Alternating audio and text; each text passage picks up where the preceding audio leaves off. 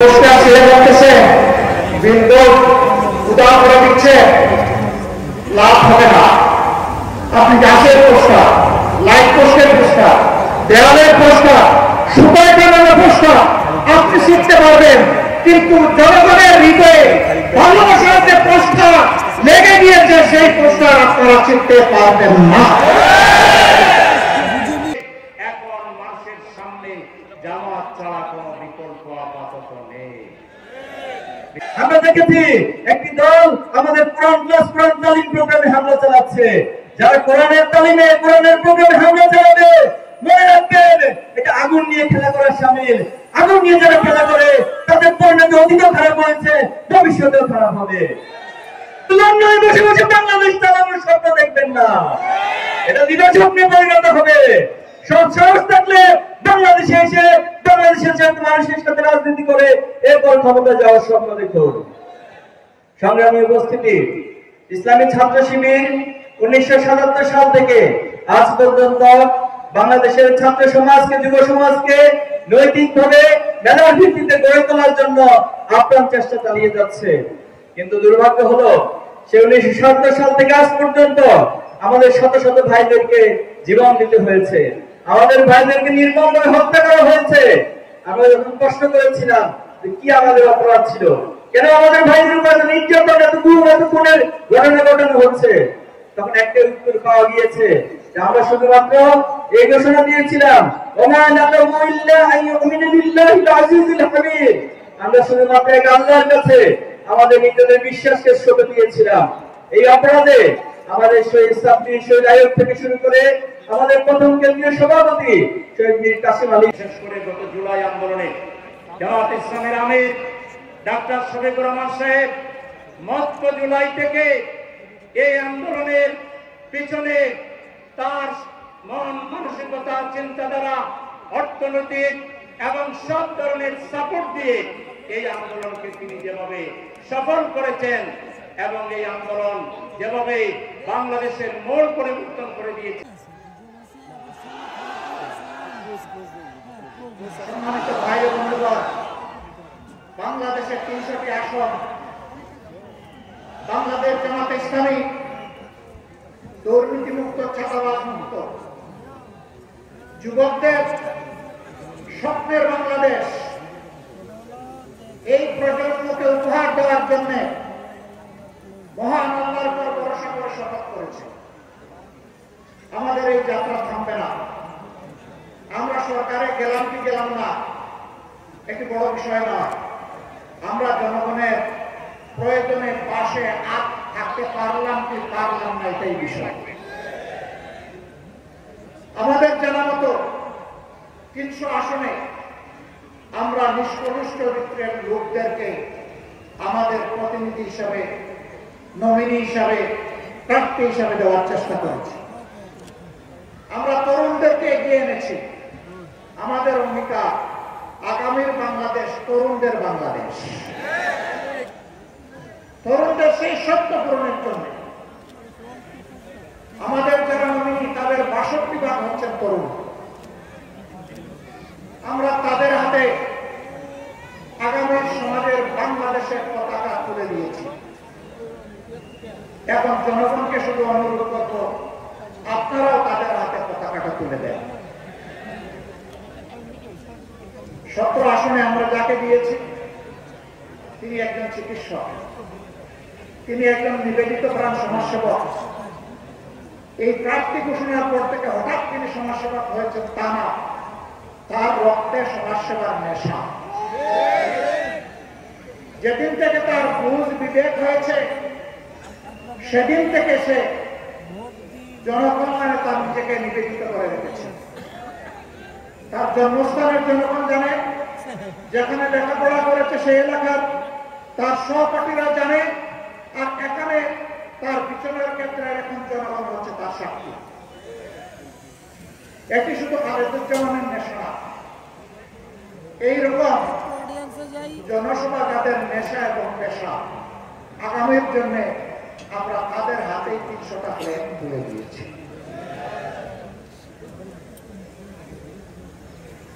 আমরা বিশ্বাস করি বাংলাদেশের শান্তিপ্রিয় জনগণ, আমাদের মা বোনেরা, তারা ছাড়া তাদের শিশুটি জন্ম নেওয়ার পরে তার প্রত্যেকটি অধিকার যেই সমাজ, যেই সরকার দিতে পারবে, তারা ওই সমাজ এবং ওই সরকারের জন্যই তারা অপেক্ষা আছে।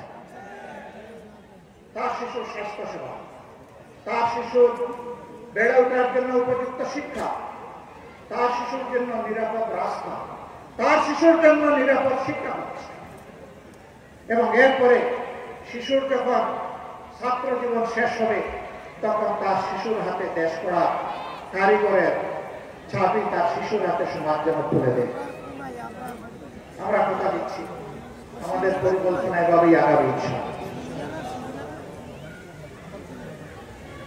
মাদের জন্য ভয়ভীতি দেখানো হচ্ছে। জামাতে ইসলামী ক্ষমতায় গেলে ওনারা পরের বাইরে কর্মক্ষেত্রে আর প্রবেশ করতে পারবেন না। আমি নিজে তার সাথে, আমাকে আল্লাহ তাআলা একজন স্ত্রী দিয়েছেন, তিনি একজন চিকিৎসক ছিলেন, তিনি রোগীদেরকে সেবা দিয়েছেন। আমার দুটি মেয়ে, তারাও চিকিৎসক, তারাও তাদের সাহিত্য অনুযায়ী সেবা দিয়েছে, দিবে। একটি ছেলে, সেও চিকিৎসক, সেও চেষ্টা করছে তার জায়গা থেকে মানুষকে সেবা দেওয়ার। আল্লাহ তাআলা আমাকে একটি মেডিকেল কলেজ এবং হাসপাতাল গড়ে তোলার সুযোগ দিয়েছিলেন। সেখানে যেমন নারীরা কাজ করে তেমন পুরুষেরা কাজ করে, যদিও সেই শিক্ষা প্রতিষ্ঠানটা কেবলমাত্র ছাত্রীদের জন্য ডেজিগনেটেড। আলহামদুলিল্লাহ, ওই শিক্ষা প্রতিষ্ঠানে, হাসপাতালে যারা কাজ করে আমি গর্বিত।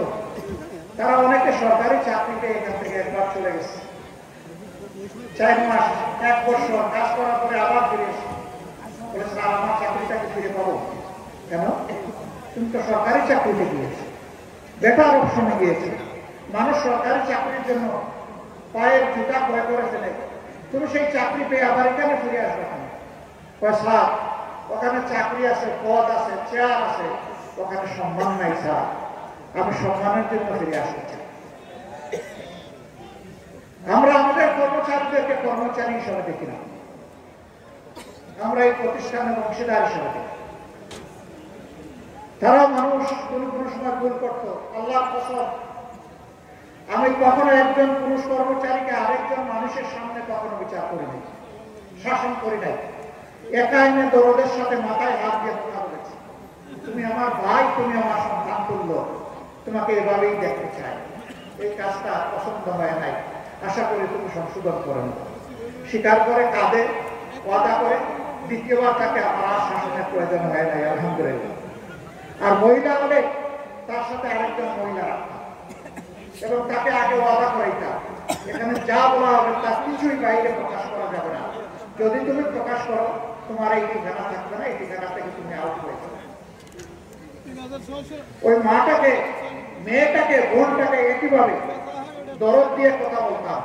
আলহামদুলিল্লাহ, দ্বিতীয়বার আমার শাসনের প্রয়োজন হয়নি। আমি গর্ববোধ করি যে এরা মনে করে এটা তাদের প্রতিষ্ঠান, এটা মনে করে না যে এখানে তারা চাকরি করে। একবার সাংবাদিকরা আমাকে ধরলেন, আপনারা যে বাংলাদেশ করবেন সেই বাংলাদেশের মায়েদের কর্মক্ষেত্র কেমন করে?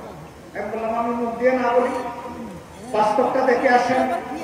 ছোট্ট একটা জায়গা, 2500 জন মতো মানুষ এখানে কাজ করে। আপনি তাদের সাথে গিয়ে খোলা মনে কথা বলেন, আপনি আগে জানাইও যাবেন না, আপনার মতো করে আপনি যাবেন। আপনি সাংবাদিক এটাও পরিচয় দেবেন না, না দিয়ে আপনি সাধারণ মানুষ হিসাবে খোঁজখবর নেন। এরপরে আপনার ইচ্ছা মতো আপনি রিপোর্ট লেখেন। পত্রিকার প্রতিনিধি গিয়েছিলেন, তিনি এসে তার মতো করে এই রিপোর্ট লিখেছেন। সবাই বলেছে, এটাই যদি জামাত ইসলামের মডেল হয় তাহলে এই বাংলাদেশটাই আমরা চাই। মা বোনেরা বলেছেন, এই বাংলাদেশ আমরা চাই। সম্মানিত ভাই বোনেরা, আমরা কথা দিচ্ছি, আমরা মুখে নয়, কর্মের মাধ্যমে ইনশাআল্লাহ সকল অপপ্রচারের জবাব দেব। এই সমস্ত অপপ্রচার করে জনগণকে বিভ্রান্ত করার দিন শেষ। কেউ যেন আমরা না ভাবি যে আমি অন্যের চাইতে বেশি জ্ঞানী এবং চালাক। সবাইকে মনে করতে হবে আমার চেয়ে বাকি সব লোক জ্ঞানী এবং চালাক। চালাকি যিনি করবেন তোরা তিনি পেয়ে যাবেন। তিনি পালাতে পারবেন না, জনগণের জালে বন্দী হয়ে যাবেন। আমরা আপনাদের কাছে খোলামেলা আহ্বান জানাতে চাই, আমরা মুখে যা বলি তার যদি বিপরীত আপনারা কিছু আমাদের মাঝে পান, আমাদেরকে সংশোধন করার জন্য পরামর্শ দেবেন। যদি আপনার পরামর্শ দেখেন যে কাজে লাগে নাই, আমাদেরকে ত্যাগ করবেন এবং ঘৃণা করবেন। আর যদি দেখেন আমাদের মধ্যে ভালো কিছু আছে এবং ভুল করলে আপনাদের পরামর্শ আমরা গ্রহণ করি, আমরা অবশ্যই আপনাদের ভালোবাসা পাওয়ার দাবিদার। কারণ আমরা বিশ্বাস করি জনগণ আমাদের চাইতে এই দেশকে কম ভালোবাসে না। এর প্রমাণ বাংলাদেশের জনগণ ইতিমধ্যে দিয়ে ফেলেছে। 5 আগস্ট পরিবর্তন হওয়ার পর 6, 7, 8 বাংলাদেশে কোনো সরকার ছিল না। আমি ঠিক বললাম না বেঠিক বললাম? কিন্তু আলহামদুলিল্লাহ বাংলাদেশের জনগণ প্রত্যেকে জিম্মাদার হয়ে দায়িত্ব নিয়ে অপরের জান, মাল এবং ইজ্জতের পাহারাদারি করেছে। ব্যাংক লুট হয় নাই, সোনার দোকান লুট হয় নাই, বিভিন্ন বিজ্ঞানাগার লুট হয় নাই। Channel M1